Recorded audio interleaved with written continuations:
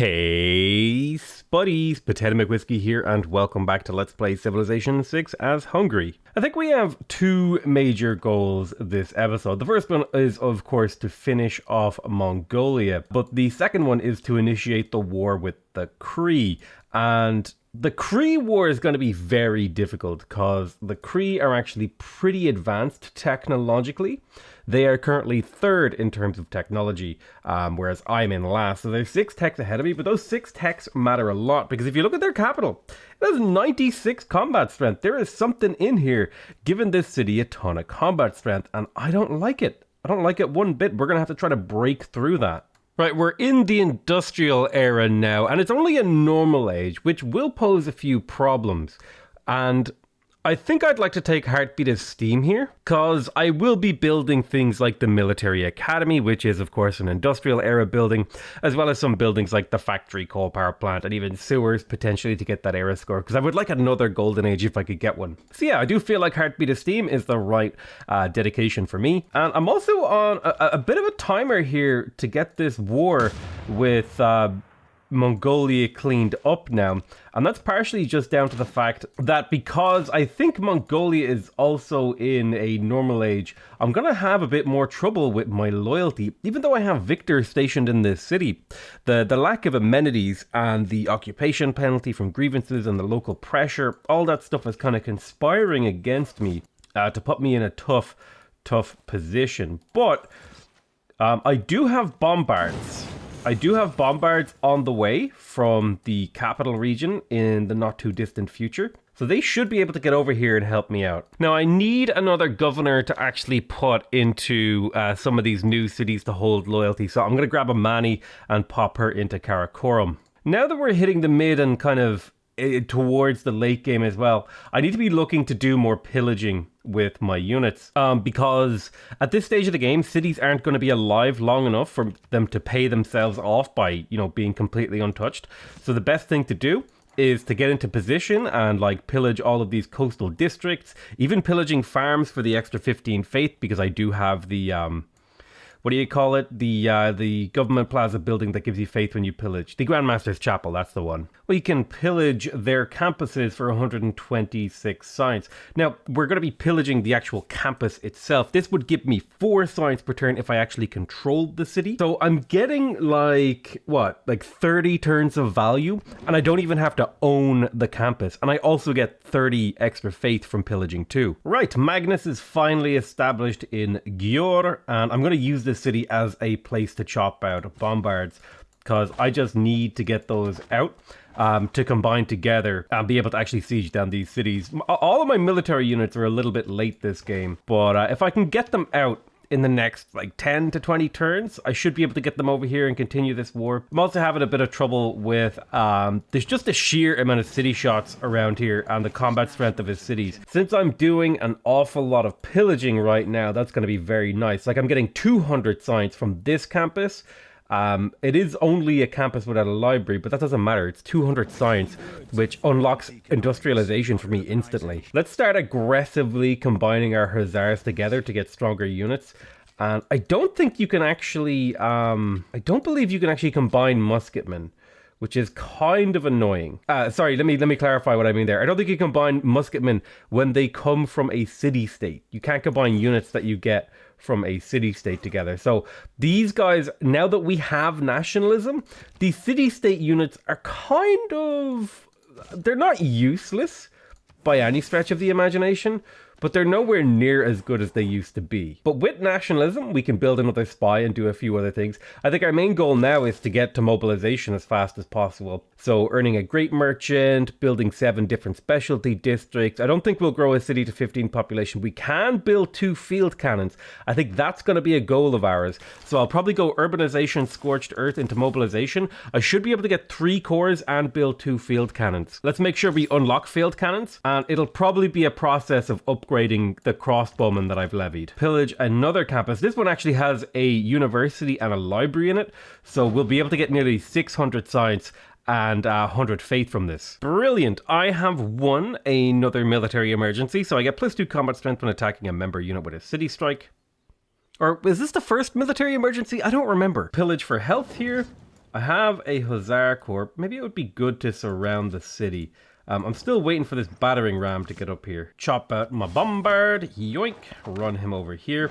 We also need to place districts and stuff in here, although I doubt I'm going to do much with this city realistically, other than just like harvest out a couple more bombards and buy tiles and stuff like that. Speaking of buying tiles, I do want that coal, and I want these woods tiles too, because we are just going to harvest extravaganza up here. I'm going to rip up as many of these tiles as possible to get as many of these bombards out as possible. I am having a little bit of a gold crunch, so gold is going to have to be a priority for me. I've been trying to hold on to my amenities using cards and stuff like that, and it is somewhat working. Like, we only have -1 amenities in most of my cities, but I don't think it's quite enough. I'll need to do more.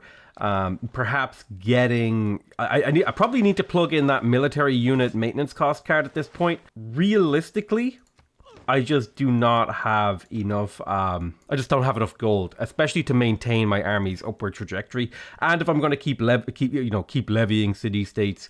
Now, Mongolia wants peace, but I can't take peace. I need to take his empire. Right, we have our siege tower in position around Hami, which means we're doing a minor defeat, but he only has ancient walls. Shouldn't we do full damage to walls? Or is that... Oh, the siege tower. Oh, you need the battering ram to do full damage. I shouldn't have upgraded it. Well, that was a mistake. Yeah, that's really, really bad. It's going to take me a while to break through this. I'll need those bombards over here. In fact, I'll need multiple bombards over here. Now, this is my favorite promotion in the game. I've talked about it a few times, but it's called Depredation, and it means pillaging only costs 1 movement point. And what the light cavalry have? A lot of movement, so I can pillage this for 400 gold, immediately bounce up into the industrial zone and pillage that for 200 science, and I still have enough movement left over to sneak down here and get to pillaging these in the next couple of turns. We pillage for another 200 faith. We pillage for another 200 faith. In fact, I could go ahead and just purchase Hercules now for 850 faith, and it won't even really slow me down. I should really ask myself, are there any districts that I want to build immediately in some of these newer cities? Maybe if I went for like an industrial zone in Al-Malik, I could get a little bit more production in here, or get a couple of entertainment complexes in the area to build up my amenities. That would be a good use of Hercules. I'm trying to think, is there a district of some kind that I really need access to? I'm very happy to pick up mercantilism because that'll give me access to triangular trade, as well as the ability to build lumber mills on rainforest and give my camps +1 food, +1 production. Logistics can be pretty handy in the time between peace, as well as reinforcing units. The big thing I'm looking forward to now that we're in the industrial era is actually unlocking indoctrination for the +1 wildcard policy slot and the +2 spies. I think the most effective way for me to increase my gold income is to plug in conscription.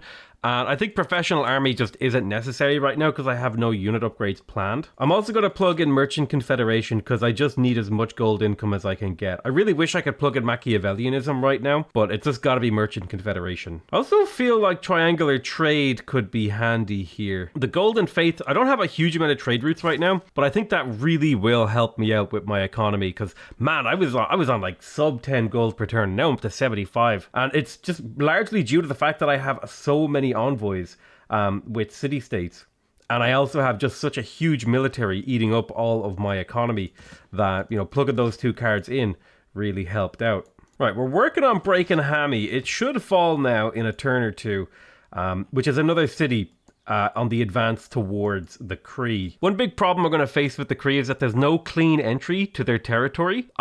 It's all either I have to embark and go through a mountain pass, I have to go through a 1-tile thin mountain pass with an encampment on it, or I have to go through a 1-tile thin encampment mountain pass. And I'll probably approach from the north just because it'll be easier to bombard and kill this encampment with artillery from this coastline. Let's suction up this bombard to get him across the water. I should have really maybe ran a trade route from like Gior to Al-Malik to get a nice road here, but my bombards are slowly reinforcing. I think I'm going to spend the 150 gold to get these 2 field cannons up. And these units are flipping independent soon, and Himiko is also going away soon. So I'm going to bring her down to Rapa Nui so I can levy that again. And this will probably be the last time levying Rapa Nui's troops will be useful. I have a spy in Ulaanbaatar. I'm going to do listening post.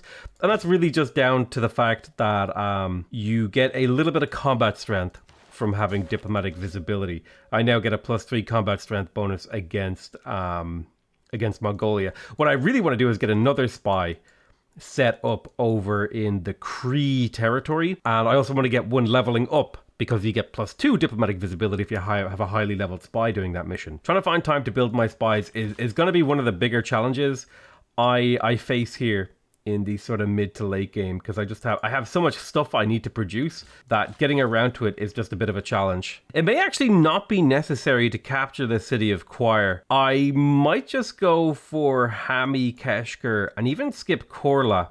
Because maybe if I can hold these 4 cities, although this one is really, really big and it's going to exert a lot of pressure. I think I can get away with not capturing Ulaanbaatar and Korla, but I think I definitely have to capture Quire just because it's like loyalty position is really annoying. If Mongolia could get a golden age, it would just be really bad for me.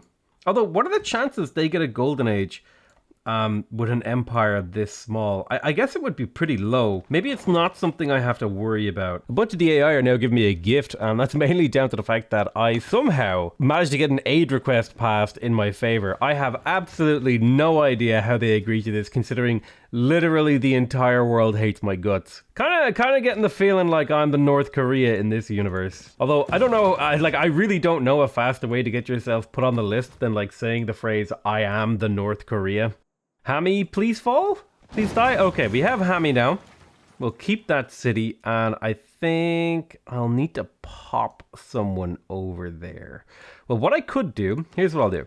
I'll grab Liang, and I'll reassign her over to Coquette, because I am building a builder in there, and then I'll assign Victor over to Hami, and that should give me nice and clear loyalty in this area. Honestly, I might be able to skip Keshker, which means I just need Quire to get the loyalty pressure I desire over here. +3 era score for completing every building in an encampment. Very, very cool. We did that over in PEX, so we have a military academy now, so we can theoretically start building cores of units. I think though, again, this is like super late game production. Man, it really feels like the late game just will never arrive. I'm tempted to purchase a factory and then work on the coal power plant in here, and I think that's what I'm gonna do. Then maybe I'll be able to get my hands on an ironclad. I think I have a galley around that I could upgrade into an ironclad, and I'll be able to like cleanly boost my way into refining in steel. I'm gonna try put what little diplomatic favor I have, because I'm bleeding diplo favor every turn, towards trying to get duplicates of cotton to provide extra amenities, because there's a ton of cotton on the map and a bunch of different people have it. And if we could get extra amenities from it, it would be really, really nice. And if I could get double great general points, that would just mean I get my great general that little bit quicker. That looks like great scientist passed, which is not ideal, and incense no longer gives amenities. That's a bit of a pain in the ass, but sometimes you just gotta live with what the game gives you. I got my new public works card, which is the upgrade from the old card. Maybe triangular trade isn't that valuable when we compare it to like the Visselbanken and Machiavellianism. I think I'm going to plug in Machiavellianism so I can start building my spies. All my city-state units have been made independent, so I'm going to go ahead and levy them again. Now they all belong to me. Some of them may die, just due to the situation that they're in, but that's okay with me. I'm alright with that. Some of you may die, but it's a sacrifice I am willing to make. Right, Hercules will break the city for me. Kaboom. It belongs to me. No more loyalty issues here. We already have Korla flipping towards us.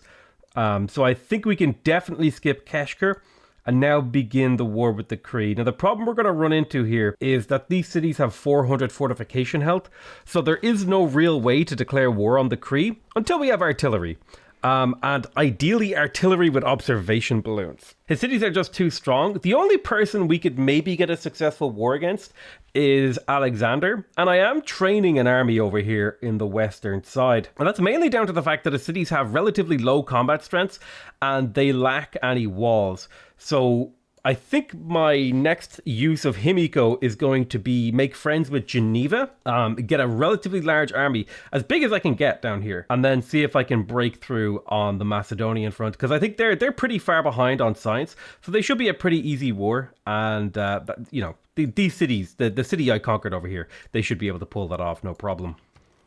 This aid request is actually really helping me out, because it seems like there's a ton of AIs putting an absurd amount of money and production into aid request projects, which means I'm getting about 1,000 to 2,000 gold per turn. Once all these hussars are finished, I may even be able to buy the artillery I need over here to just run over Alexander. Right, we finished the coal power plant in Pex. That has boosted refining for us, so we'll be able to get oil very soon. And we need oil to be able to use artillery. So we're kind of, I would say, on the order of, I want to say 6 turns away from having artillery. Which means it's really a matter of just getting things into position. Now, I need to ask myself a question. I think it's cheaper to purchase bombards and then upgrade up into artillery than it would be to purchase artillery outright. But would I rather purchase bombard cores, which are about an extra 500-ish gold, but you get 10% higher combat strength? I think I would prefer to purchase bombard cores.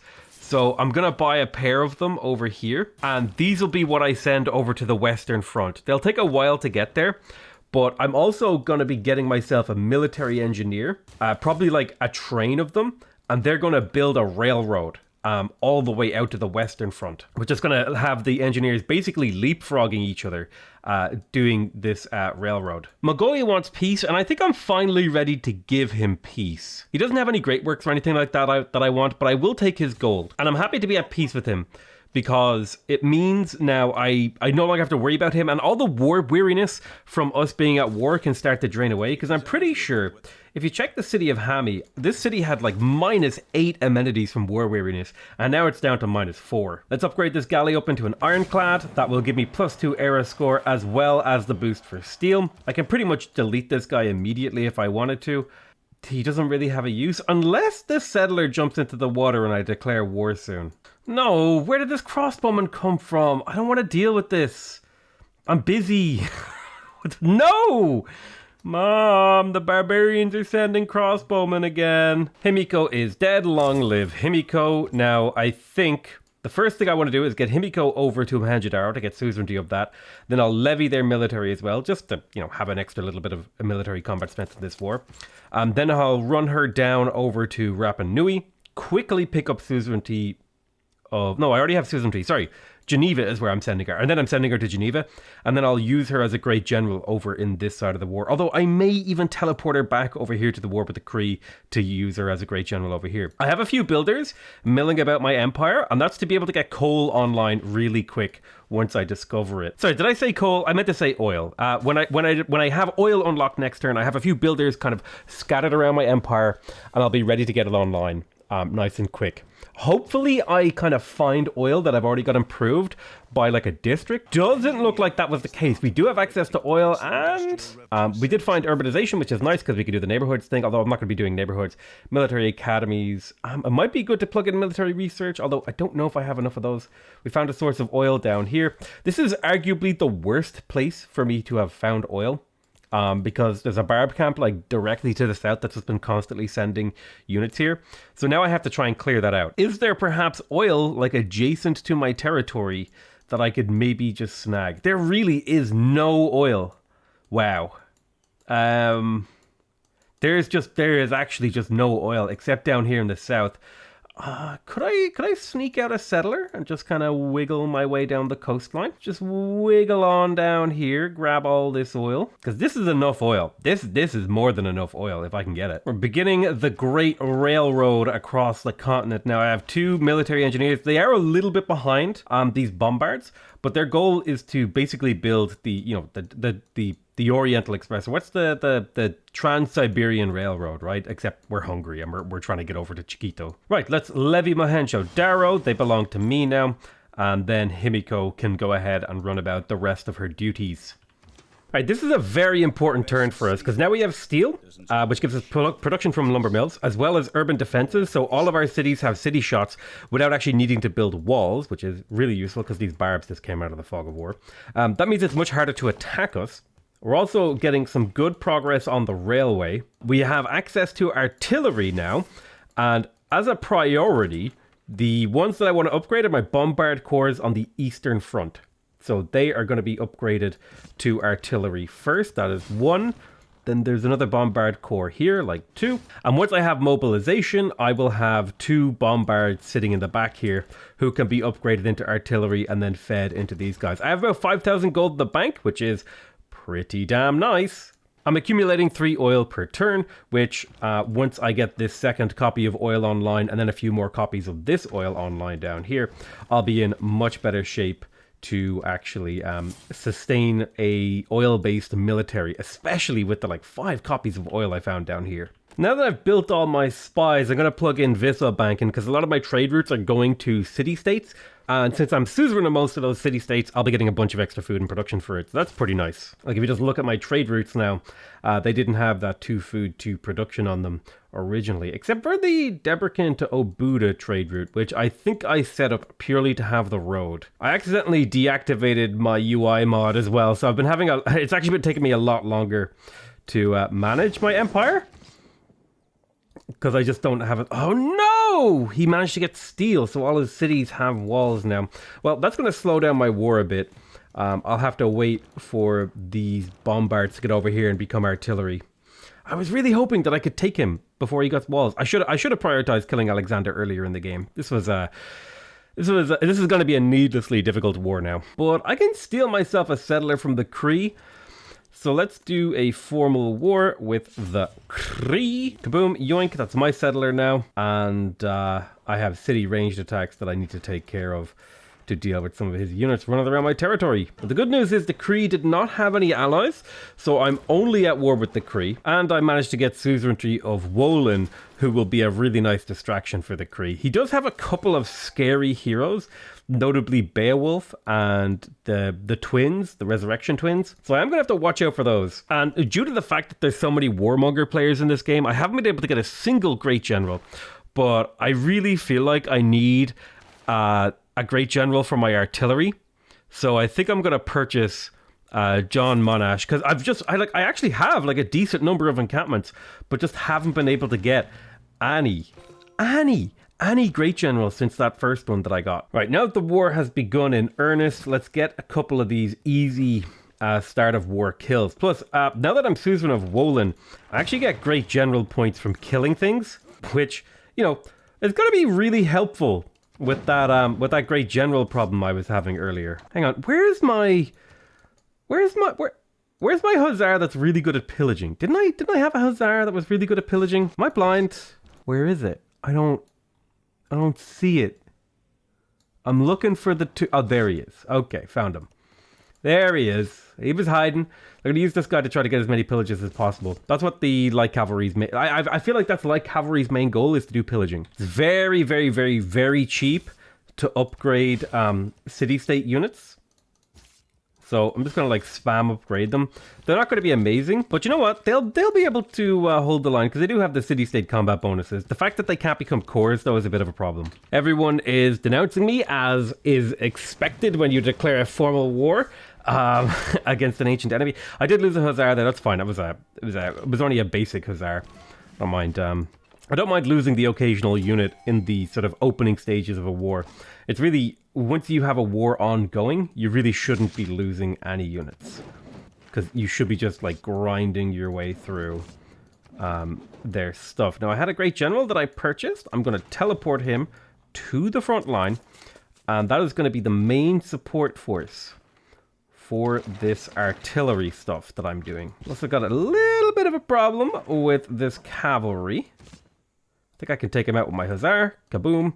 Nice, great general points. Really loving the free great general points from killing units with units. Oh, hey, we get access to James Watt. That's actually really helpful, because I'm pretty sure I don't have a factory in my capital city. And that means I could instantaneously purchase a coal power plant in my capital city if I use James Watt. Or, indeed, I could maybe throw down, for example, in Győr, I actually could make good use of this, right? I would get the factory and the coal power plant, or the factory and the workshop instantly. and then work on the coal power plant. And now this city is starting to approach something approximating a high production city. It's providing power and stuff like that everywhere. Yeah, this is starting to look really nice. If you're wondering what city this is the city I chopped out all my artillery from, and it already has like a fully built industrial zone a few turns later. I really don't know where the city's production is coming from, because I don't have any like mods installed, so like it seems like a really strong city out of nowhere. Like it's I really don't understand. I guess chopping all that rainforest like pumped its population up really high. Let's gain sources in a faraway Cree city so the operation isn't interrupted. That'll give me +3 combat strength against the Cree. And we're going to keep pillaging. There's also some great oil reserves in the front of their territory that I'm looking forward to exploiting. I'm curious if city-state units use strategic resources, because I upgraded this artillery, but this still says consuming 3 per turn, so I am very, very curious. Bring our artillery forward and hit the city. Very, very nice. I'm a little bit worried about the twins over here, kind of converting my army against me. It's a bit of a concern. My hope is, though, that I can get my artillery in position and keep my, sort of unit support in position as well. Couple turns, I'll upgrade these guys into artillery as well. In fact, I have enough oil to do it now. So I'm going to upgrade these guys into artillery so I can get artillery armies in a minute. All right, let's get Himiko into the front line as well. I'll kind of switch my great general over to the right here. Himiko's in position. Everybody can hit the city. I need to get rid of the twins, and that's going to involve retreating this musketman. Do I just smash Hercules into the twins? I think I do. And then I just accept that Hercules is dead. I actually managed to pick up a achievement, Clash of Titans, which is when you kill an enemy hero with your hero. All right, let's start crapping all over this city with our artillery. Look at that, 108 combat strength, 90 base strength, +3 from intel, +5 from a great general, and +10 from Himiko. Even the city-state artillery is almost as strong as an artillery corps. That's insane. This is the point where everything turns around. It has taken me nearly an hour and a half from the start of this episode to get to the capture of this first city. But goddamn, is every single city capture after this going to go so much faster, because I did all the prep work, because I built my empire correctly. I managed to get all the bonuses I need all together. I got my great general, I got Himiko, I got my artillery, I got my cores. I'm working on mobilization. It's going to go even faster once I have mobilization. And once I get flight, forget about it. Because if I can get my observation balloons, I'll be able to attack from 3 range instead of 2, which means I can pretty much hit cities from like a halfway, and like outside of any threat range, which means every city will fall because I have so much combat strength. They can't retaliate because I have so much range. And if I can get the supply convoy, all of my units will heal incredibly quickly and move incredibly quickly. So not only do I have like an unbeatable force that you can't even hit because they outrange you, you can't even catch them because they got so much movement, but even if you do damage to them, they heal quickly. It's like this incredible. This is like my favorite late game domination strategy, is to just get this absolute ball of murder and then just push it into your enemy's borders and watch them panic and fall apart. Hercules has died in battle, but it didn't matter. He was like running out pretty soon anyway, and I'll probably be able to rebuy him next era. Like, where are we in this area? We've got 10 turns left on this era, so I'll be able to re-get him in like the not too distant future. Right, so our next objective is to get rid of this encampment. Let's get this guy up onto this hill. We'll move the city-state artillery here, and then my other core artillery here, and then we'll start hammering this district. Although you can't shoot over because there's a forest on that tile and it's a hill, so I'll just have to wait. Make sure Himiko is in position and the Great General is in position, providing combat strength. You're going to take the Caparison promotion because I want the depredation. Let's reassign Victor over to this newly captured city to get us as much loyalty in here as possible, because I do believe the Cree just currently just have a lot of loyalty pressure here, right? This is the first city that we're capturing in an invasion. It's probably going to flip independent on us. Now, what is equally important is to get some units inside their territory and maybe score a kill or 2 on some of their units and then start pillaging as well. We've upgraded our artillery on the front line. Once we have these guys combined together with mobilization, that's when we'll begin the war with Macedon as well. The Macedonian war will be quite a bit slower, just mainly due to the fact that we have less units over here. Although it should technically be fast because it's a much more open war. And there's a lot less districts and city combat strength to break through. Now, I expect to lose a couple of Hussars in this offensive because I'm being really aggressive. In fact, I lost my Depredation Hussar, who's really good at pillaging. So, yeah, that's far from ideal. But now, some of my artillery will be able to upgrade. I am going to shoot before I upgrade, because that is a lot of damage we're doing to this encampment. Can I step forward here and shoot? Yes, I can. Now I'll bring forward my artillery here and I'll combine them together. This is just a way that you can get a shot and promote on the same turn, by the way. It's like just a cutesy little trick you can do. And then your units are kind of quote-unquote retreated by the action. But yeah, I need to break this district. And I also need to plug in the levy en masse, and I also need to get rid of forced modernization and instead plug in total war for pillaging, and then we'll confirm that, and now we'll be able to pillage for a lot more money when we're attacking the Cree. So thinking about my war goals here, getting to Greece is going to be its own weird journey because there's a massive mountain range down here in the south. So I think I'll probably like do a smash and grab on the Cree, then head up towards Getarsia, and like meanwhile I'm building nukes and stuff to deal with Greece and the Grand Colombians, because goddamn, they just have so much science and they are like so far ahead that I don't think I'm going to be able to break them without nukes. Right, now that we have mobilization, I think I want to head towards totalitarianism to pick up the fascism government for the +5 combat strength on all my units, as well as the 15% reduction of war weariness, the 50% reduction towards units.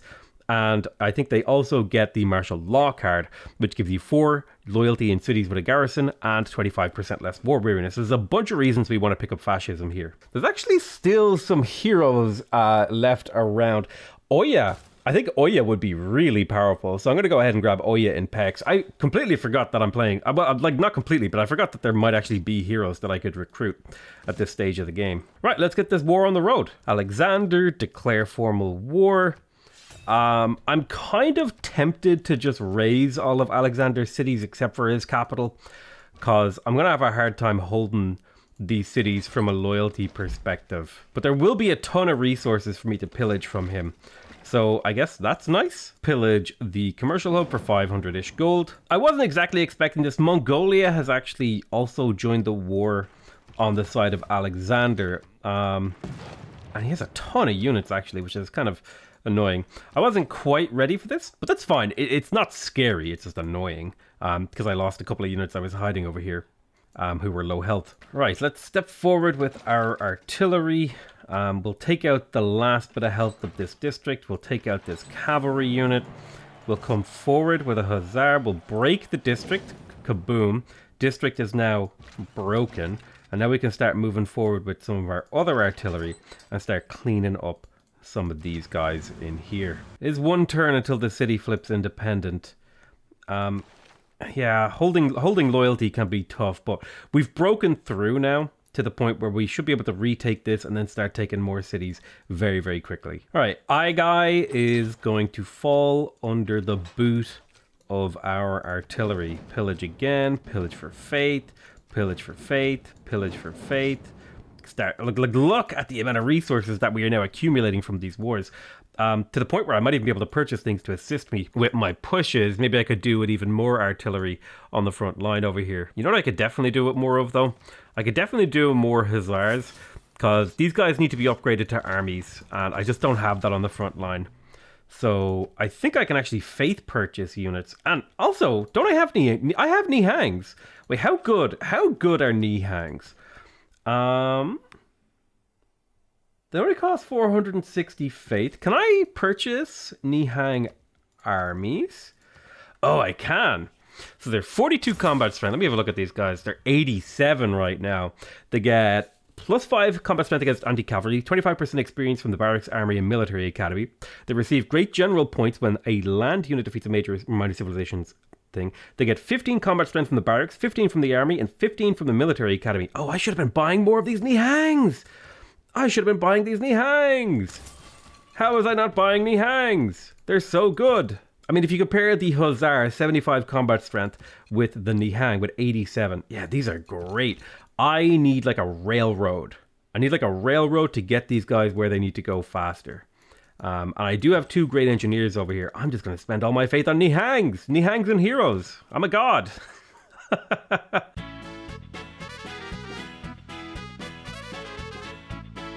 Alright, we built our first commercial hub with an adjacency of 4 or higher. The Cree city that we liberated, has flipped independent, but that's okay because we have 2 artillery in position and we can pretty much immediately retake it and then form an army, and we'll just purchase more hussars in this city with faith. Yes, the city will rebel in 2 turns, but if we keep this city and we keep this city and we pop my Victor back in here, we might be able to get enough time to actually start bombarding Akatapoop.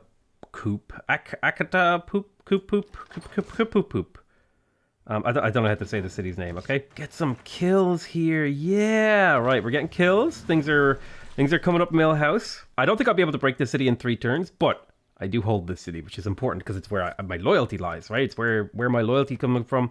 It's where I can resupply my units, all that sort of jazz. And a lot of what's happening right now, it's a lot of this kind of micromanagey, boringy stuff.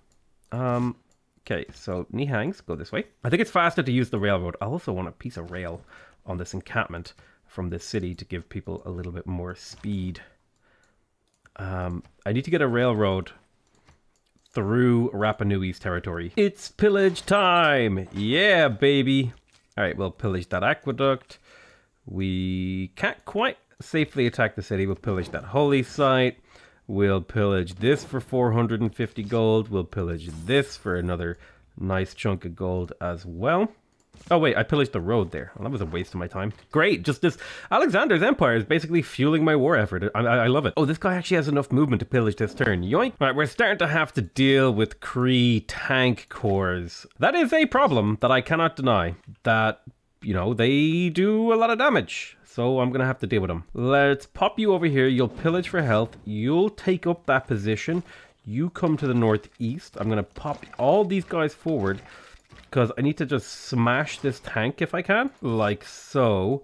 Then I need this guy to come in and hold the line so that Beowulf can't get in and delete any of my artillery. You will want to come forward and combine with this guy so that I have another core, and then I'll keep on purchasing hussars in this city to keep loyalty somewhat stable here. Right, we have a couple of envoys. I'm going to take suzerainty of Brussels and Nan Madol. Brussels, I believe, lives over here in the north, and Nan Madol is all the way over here. So that just gives me a little bit more of an advantage. Now you've got some good movement here because you're my city-state one. Kaboom. We are slowly but surely breaking these cities. These city-state units are actually incredible at pillaging because they have so much movement.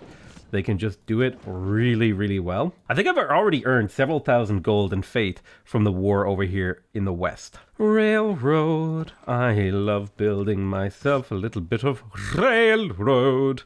Yes, I need railroad for my Nihangs. My Nihangs need to get to the front line. So I'm going to have to try and get a railroad all the way up through here. That's going to be tough because I don't have enough military engineers to do that. Shouldn't have maybe if, like, hindsight 2020, maybe I shouldn't have spent all this time building a giant railroad all the way through, you know, the old empire I conquered. And maybe I should have focused on getting one up here so my units could reinforce faster. Oh well, we're working on the railroad. So, no singing the song. I've been working on a rail. Goddamn military engineers took my railroad job. They're in cahoots with the Loch Ness Monster. Oh, hey, I could pillage your trade route. Yoink. I never pay attention to, like, pillaging trade routes, and I'm pretty sure it, like, triggers the hell out of my audience. They're just, like, I swear every video has, like, a comment. Why didn't you pillage that thing? I'm like, I didn't see it. This is like I wasn't looking. It's like I don't have a better answer. I didn't care enough to fucking click on it.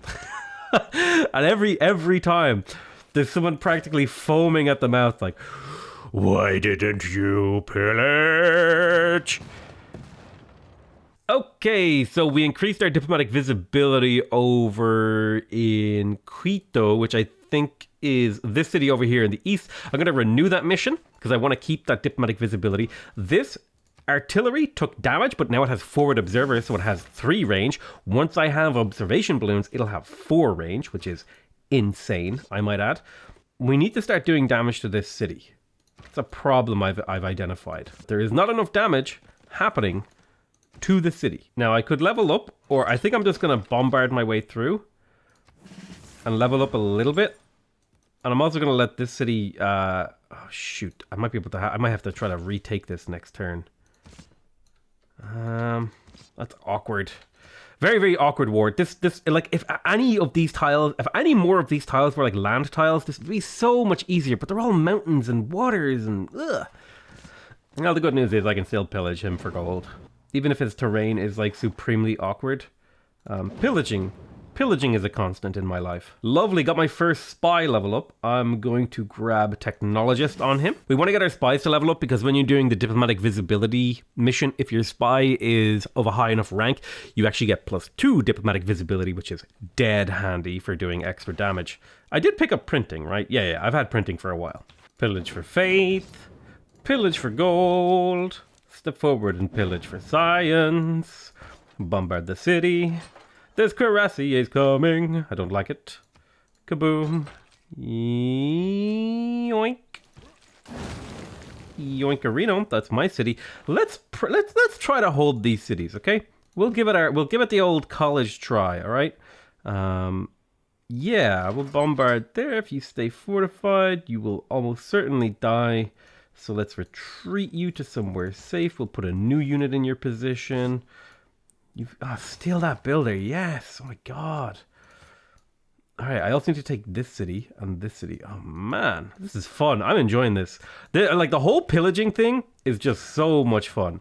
Really, really great. Top tier. Really enjoying it. Because like, look how much gold and faith I have from pillaging. Like 3,000 faith. 5,000. It's like 3,000 faith with 5,000 gold in the bank. We also picked up Flight, which puts me in a bit of a conundrum because I need to shoot this city and then retake it. Wait, you don't have enough combat strength? What is this? What is this jerk face move? Whatever, we'll retake it next turn. But let's keep on smashing this city. You got the range, actually. Tell you what, you retake this for me. Because what I want is an observation balloon. Let's get you out of the city so I can actually... I need to move my siege tower out of the city so I can actually buy the observation balloon. Like, yes, I'm aware the city is practically useless now, but it is still a place where I can resupply my units, so it's important to keep that. Even if it is eating up like a significant portion of my military attacks, it's fine. We have more units coming. We even have railroads on the way. It's all sorts of great and cool and neat stuff happening. I've got military engineers en route. Right, so now we have basically all of our late game things. I definitely want to pick up medics and supply convoys as a priority, because that also leads towards uranium and stuff like that. So we'll make that our next moves. We finally got the military academy in our capital. Whatever will we build? I could build Hussar army in 10 turns.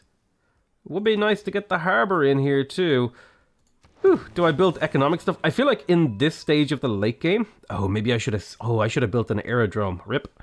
Am I going to do that over here? Yeah, I'm going to do aerodrome and PEX. Never mind. This is where I build my Air Force. So yeah, Buddha. Now, Buddha is ready. Buddha has 62 production. It is a late game production city. This is what we have been building it up to be. Probably wasn't necessary, honestly. But we can do things like produce cuirassier armies, which will eventually become tanks. So we'll work on that. Thermal bath. Oh god, I completely forgot that Hungary had a unique... I completely forgot what Hungary's unique building was.